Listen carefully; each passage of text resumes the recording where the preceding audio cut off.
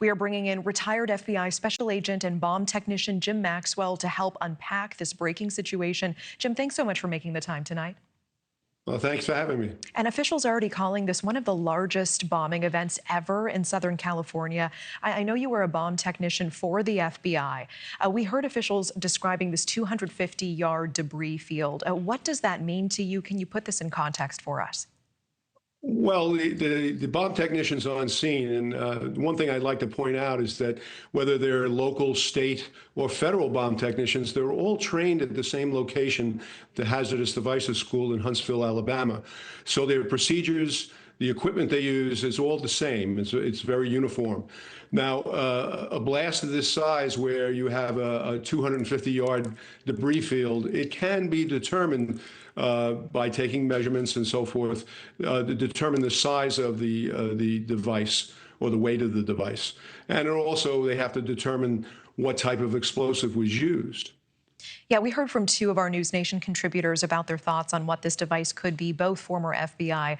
One suggested a vest, another saying this looks like a car bomb. Looking at this damage, what kind of device initially, and any initial thoughts on what could have caused this?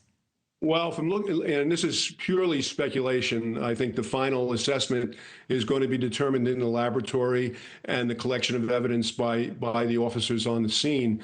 But from looking at the photos, it looks like what the effects of overpressure. In other words, when an explosive device or certain types of explosives go off, they create, if you look at it in slow motion, they push air and atmosphere out from the seat of the explosion, and then in a microsecond, all that air and atmosphere comes flying back in.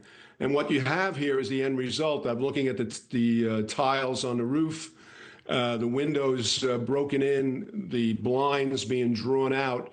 It seems to be typical of overpressure, but that's based on, and that kind of narrows down what type of explosive was used. Also looking at some white debris around the seat of the blast. That could be a lot of things, and it's purely speculation on my part. But as well as the smoke. The color of the smoke from the explosion is also indicative of what type of explosive is used.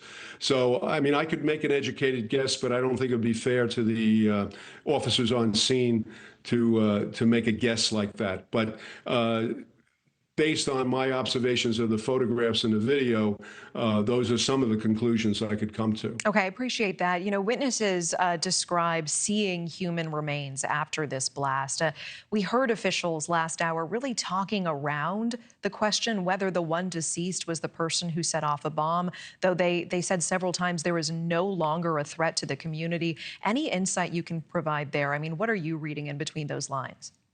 Well, you know, the first things first, you have to identify this victim and determine his pedigree. Is he an employee? Is he a patient at the clinic? Well, and can I ask, how difficult is that to do with your expertise in bombs with the FBI, given that the blast and the 250-yard radius? I mean, what are we talking about here?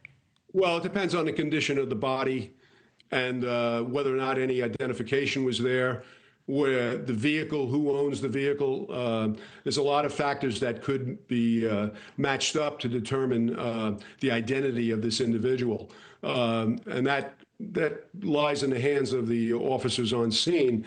But as far as the motive for this type of bombing, you know, I've seen abortion clinics being attacked, but this is the first time in memory that I've ever seen a fertility clinic.